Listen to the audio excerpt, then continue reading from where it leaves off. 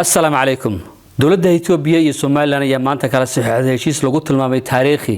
Heshiiskaas oo dhigaya in Ethiopia ay badda Soomaaliland ka hesho goob ay ka dhisato dekad iyo waliba saldhig ciidamo. Ra'iisul Wasaaraha Ethiopia Abiy Ahmed oo u saxiixay heshiiskan weyn ayaa isagoo deganaan ka muuqato ka hadlay heshiiska lagu tilmaamay taariikh weyn oo Ethiopia u soo heetay. Waxa uu sheegay in maanta dib loo kabayo jabkii Ethiopia soo gaadhay.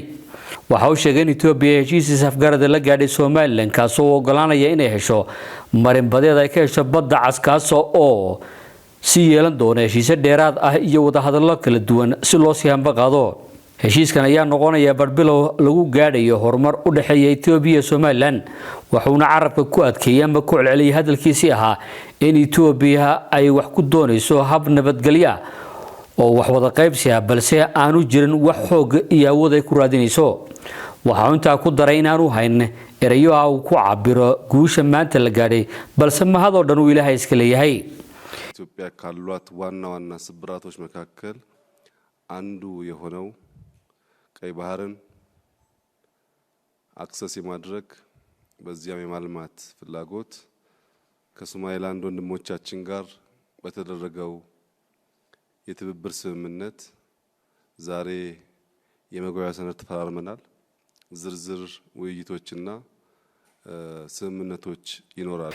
dhankiisa madaxweynaha Soomaaliland Muuse Biixi Cabdi ayaa waxa uu sheegay in Ethiopia ay xeebaheeda ka siinayso 20 kiiloomitir oo bad oo kira ah isla markaana Ethiopia ay noqonayso wadankii ugu horeeyay ee aqoonsada dawladnimada Soomaaliland oo 30 sano la soo dhaafay aan helin wax aqoonsi caalami ah. Ra'iisul Wasaaraha Ethiopia federaalka Ethiopia waxa uu naga codsaday inaynu wada galno understanding ah in ay badda ka helaan meel ay degaan ciidankoodu maadaama ay leeyihiin ciidankii mariinska ahaa meel ay degaan.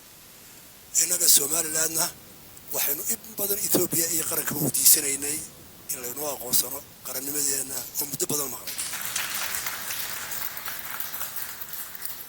waxaynu farxada oo naga mahadnaqayaa ra'iisul wasaaraha Ethiopia sidaanu ku heshiinay ay ku qoran halkan in anaguna aanu ogolaano 20 kiiloomitir badda ah iyaguna markaaba ay aqoonsadaan qaranka Soomaaliya dawladda horeysay ay noqon doonaan marka la saxaashiska. la taliyaha amniga qaranka ra'iisul wasaaraha Radwan Hussein oo faahfaahin ka bixiyay heshiiskan ayaa sheegay in Ethiopia ay kareysanayso aag ay ka dhisayso dekad iyo saldhig ciidamada badda iyadoo heshiiskan lagu saleeyay in wax la isdhaafsado gaar ahaan taageerooyinka dhanka militariga ganacsiga beeraha caafimaadka waxbarashada iyo inay Soomaaliland qoonda ku yeelato shirkadaha ugu lacag sameynta badan Ethiopia sida isgaarsiinta iyo diyaaradaha. inkastoo heshiisyo kale lagu cadeyn doono cadadka kirada Ethiopia siinaysa Soomaaliland iyo cadadka qoondada ay Soomaaliya ka heli doonto shirkadaha dhaqaalaha sameeya Ethiopia. cimriga heshiiska ayaa lagu tilmaamay inuu yahay 50 sano lana sii kordhin doono.